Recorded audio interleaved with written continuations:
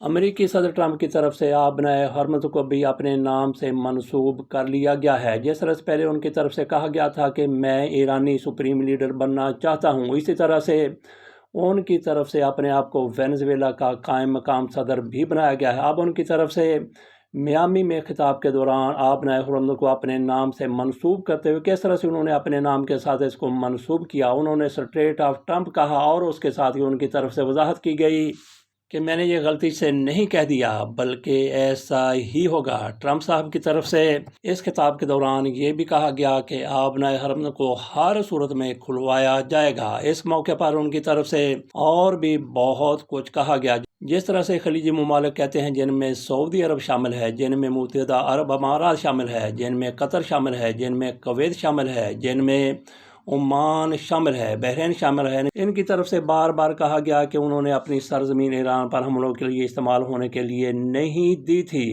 لیکن ٹرمپ کی طرف سے کچھ اور ہی کہہ دیا گیا کہ ہمارے ساتھ اگر کھڑے رہے تو یہ کھڑے رہے۔ نیٹو کو انہوں نے آگے لگاتے ہوئے کہا کہ انہوں نے ہمارا ساتھ نہیں دیا۔ ٹرمپ نے یہ بھی کہا کہ ایران کے بعد اب کیوبا کی باری ہے۔ ٹرمپ صاحب کی طرف سے جو کچھ کہا گیا اس کی تھوڑی سی تفصیل آپ کے سامنے رکھتے ہیں اور اس کے بعد پھر آگے چلیں گے۔ امریکی صدر ڈونلڈ ٹرمپ نے کہا ہے کہ ایران ڈیل چاہتا ہے، ہم مذاکرات کر رہے ہیں اور اس کا کوئی نتیجہ بھی نکلے گا۔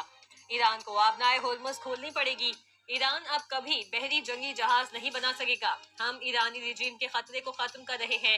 ایران کے پاس ایٹم بم ہوتا تو وہ اس ورلڈ کے خلاف استعمال کر سکتا تھا۔ ایران کے پاس ایٹم بم ہوتا تو وہ مشرق وسطیٰ میں استعمال کر چکا ہوتا۔ اگلی باری کیوبا کی ہے۔ میامی میں خطاب میں ٹرمپ نے کہا کہ انہیں اسٹریٹ آف ٹرمپ کو کھولنا پڑے گا۔ بولے میرا مطلب ہرمز ہے، معاف کیجیے، مجھے واقعی افسوس ہے۔ فیک نیوز کہے گا میں نے حادثاتی طور پر ایسا کہہ دیا۔ میڈیا پر اب اس پر تبصرے ہوں گے۔ ہمیشہ کہا ہے کہ نیٹو کاغذی شیر ہے، ہمیشہ نیٹو کی مدد کی، لیکن انہوں نے کبھی ہماری مدد نہیں کی۔ نیٹو نے ہماری مدد نہ کر کے بڑی غلطی کی ہے۔ نیٹو کے برعکس سعودی عرب، قطر، UAE، بحرین، کویت نے مدد کی اور لڑے۔ ٹرمپ نے کہا کہ سعودی ولی عہد ان کے دوست ہیں، وہ جنگجو ہیں۔ سعودی عرب، UAE اور قطر کی لیڈرشپ کے شکر گزار ہیں۔ ترکی نے معاملے سے خود کو دور رکھا۔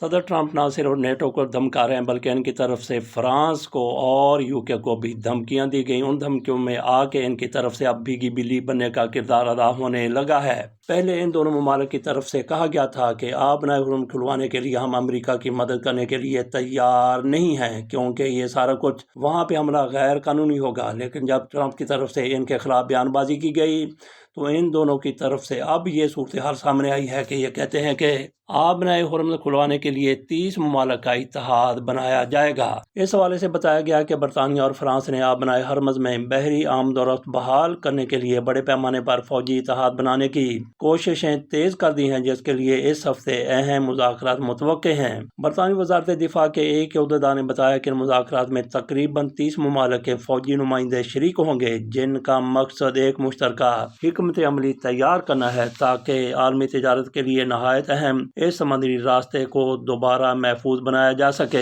یہ بھی آپ کو یاد رہے کہ برطانیہ، فرانس، جرمنی، اٹلی، جاپان اور نیدرلینڈ نے مشترکہ بیان میں کہا تھا کہ وہ آبنائے حرمز میں محفوظ گزرگاہ یقینی بنانے کے لیے مناسب اقدامات میں حصہ لینے کے لیے تیار ہیں۔ بعد ازاں مزید 24 ممالک نے بھی اس موقف کی حمایت کی ہے۔ شروع میں یہ صورتحال تھی کہ کوئی بھی ملک امریکہ کا ساتھ دینے کے لیے تیار نہیں تھا، لیکن جب صدر ٹرمپ کی طرف سے دھمکیاں دی گئی، تانو تشنی کی گئی تو کئی ممالک مکر گئے اور وہ تیار ہو گئے آبنائے حرمز کھلوانے کے لیے، اور اس کے حوالے سے اب یہ اجلاس ہونے جا رہا ہے۔ مشرق وسطیٰ میں جنگ کے حوالے سے صورتحال کیا ہے اس کی تازہ ترین اپڈیٹ آپ کے ساتھ شیئر کر دیتے ہیں۔ ایران کے پاسداران انقلاب نے دعویٰ کیا ہے کہ اس نے آپریشن وعدہ صادق 4 کی 83ویں لہر کے دوران خطے میں امریکی اور اسرائیلی اہداف کو میزائلوں اور ڈرون سے نشانہ بنایا ہے۔ ایرانی بیان کے مطابق حملے اسرائیلی شہر اشدود میں آئل تنصیبات، معاہدین کے علاقے میں فوجی تنصیب، متحدہ عرب امارات کے الزفرا ایئر بیس، کویت کے علی السلام ایئر بیس اور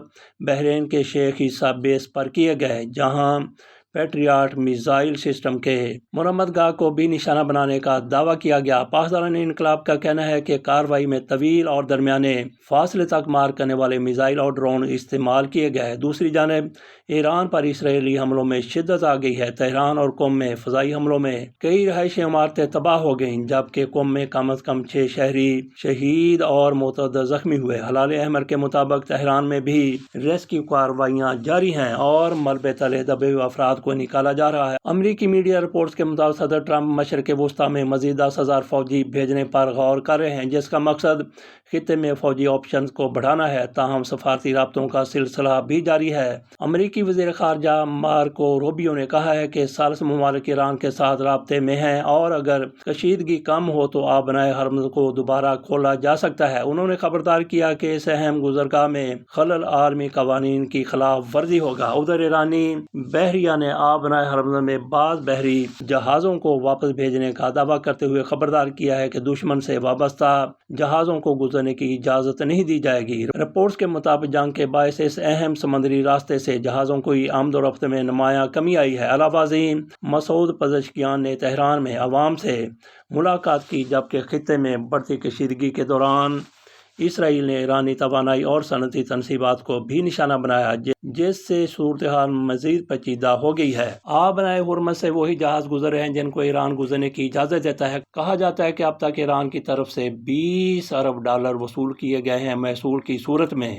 پہلے یہ وصولیاں نہیں کی جاتی تھی، اب ایران کی طرف سے کہا جا رہا ہے کہ آئندہ بھی ایسا ہی ہوگا۔ امریکہ اور اس کے اتحادیوں کی پوری کوشش ہے کہ آبنائے ہرمز کو جس طرح بھی ہو سکتا ہے اسے کھلوایا جائے، اور امریکہ کی جھڑکیاں کام آ گئیں جو ان کی طرف سے برطانیہ اور فرانس کو دی گئی تھیں۔ انہی جھڑکیوں کے بعد یہ دونوں ممالک متحرک ہوئے اور 30 ممالک کا اتحاد بنانے جا رہے ہیں۔ بظاہر نظر تو یہی آتا ہے کہ ایران مذاکرات کے لیے تیار نہیں اور اس جنگ کو جاری رکھنے کے لیے وہ پرعزم ہے، لیکن صورتحال اس سے مختلف بھی نظر آتی ہے، بلکہ اس کو پازیٹیو کہا جائے، مثبت کہا جائے تو زیادہ بہتر ہے۔ امریکی ایلچی کی طرف سے کہا گیا ہے کہ جنگ کے خاتمے کے لیے ایران رواں ہفتے واشنگٹن کے ساتھ بات چیت کرے گا۔ جرمنی کے وزیر خارجہ کی طرف سے کہا گیا ہے کہ ایران اور امریکہ کے مابین رابطے ہو چکے ہیں، پاکستان میں جلد ملاقات ہوگی، اور یہ بھی خبریں ہیں کہ اسلام آباد میں ثالثی مذاکرات کل ہوں گے۔ یہ جنگ کی طرف سے دی گئی خبر ہے۔ پاکستان، سعودیہ، ترکی اور مصر کے وزرائے خارجہ خطے میں کشیدگی کے خاتمے کے لیے ملاقات کریں گے۔ یہ ملاقات کل ہونے جا رہی ہے۔ یہ بھی خبر ہے کہ امریکہ اور اسرائیل کے ایک دوسرے پر حملے تیز ہو چکے ہیں۔ یہ بھی بتایا گیا ہے کہ ایران کی طرف سے 3 جہاز ہرمز سے واپس کر دیے گئے۔ خلیجی ممالک کے شہری امریکی اداروں سے دور رہیں، یہ تہران کی طرف سے انتباہ کیا گیا ہے۔ پاکستان کے حوالے سے بھی تھوڑی سی بات کر لیتے ہیں۔ شہباز شریف صاحب کی طرف سے قوم سے خطاب کیا گیا ہے۔ وہ فرماتے ہیں کہ پیٹرول پر 95 اور ڈیزل پر 203 روپے اضافے کی تجویز عوام کے مفاد میں مسترد کر دی۔ شہباز شریف صاحب مزید کہتے ہیں کہ مفاہمتی عمل میں فیلڈ مارشل کا کلیدی کردار ہے اور وہ کردار ادا کر رہے ہیں۔ قوم سے خطاب میں وزیر اعظم صاحب کی طرف سے یہ بھی کہا گیا ہے کہ کفائش آری وفاق صوبوں سے 154 ارب طلب کرے گا۔ موٹر سائیکل اور 3 پہیوں والی گاڑیوں کے لیے سبسڈی دی جائے گی۔ شہباز شریف صاحب کی طرف سے یہ بھی دعویٰ کیا گیا کہ 125 ارب کا تاریخی بوجھ وفاق نے اپنے کاندھوں پر اٹھایا۔ مشکل وقت کا مقابلہ کرنے کے لیے چند دنوں میں جامع منصوبہ کا اعلان کیا جا چکا ہے۔ ابھی شہباز شریف صاحب کا دیکھ لیجئے کہ کتنے قد کاٹ کے ہیں اور ان پر اتنا بڑا بوجھ لد گیا، ان کے کاندھے کہیں بیٹھ ہی نہ جائیں۔ عمران خان کے بیٹے قاسم خان کی طرف سے جو کہ GSP+ کے بارے میں کہا گیا تھا، کچھ لوگ کی طرف سے کہا گیا کہ ان کا یہ بیان مثبت ہے، پاکستان کے خلاف نہیں ہے، لیکن حکومت کی طرف سے ان کے خلاف ایک مہم چلائی گئی جس میں عطا صاحب سب سے آگے تھے اور ان کے پیچھے پھر عظمیٰ بخاری صاحبہ تھیں۔ ان دونوں کی طرف سے اپنے اپنے طور پر پریس کانفرنس سے کی گئی، میڈیا کے ساتھ گفتگو کی گئی۔ عظمیٰ بخاری صاحبہ کی طرف سے لکھا گیا آرٹیکل آج جنگ کی طرف سے شائع کیا گیا ہے۔ اس کا عنوان ہے گولڈ سمتھ فیملی کا پاکستان کے مفادات پر حملہ۔ اس زہرناک کالم میں محترمہ کی طرف سے جہاں بھی قاسم کا نام لیا گیا، ان کے ساتھ عمران خان کا نام نہیں لیا گیا، بلکہ قاسم گولڈ سمتھ کہا گیا۔ اس کالم میں وہ تانے دے رہی ہیں کہ تم لوگوں نے کیا کیا، ان کی حکومت نے کیا کیا۔ گویا ان کی طرف سے، آج کی حکومت کی طرف سے جو کوئی تحریک انصاف کے ساتھ کیا جا رہا بلکہ ان کے خلاف کیا جا رہا، اس کو جسٹیفائی کر رہے ہیں کہ ہمارے ساتھ بھی ایسا ہی ہوا تھا۔ یہ کالم محترمہ کی طرف سے خود لکھا گیا یا پھر کسی نے لکھ کے دے دیا، بہرحال ان کے نام سے شائع ہوا، ہو سکتا ہے ان کی طرف سے اس کالم کو پڑھا بھی نہ گیا ہو۔ جو کچھ ان کی طرف سے اپنی پریس کانفرنس میں کہا گیا وہی کالم کی شکل میں کسی نے تحریر کیا اور جنگ میں چھپوا دیا۔ اجازت دیجیے، اللہ حافظ۔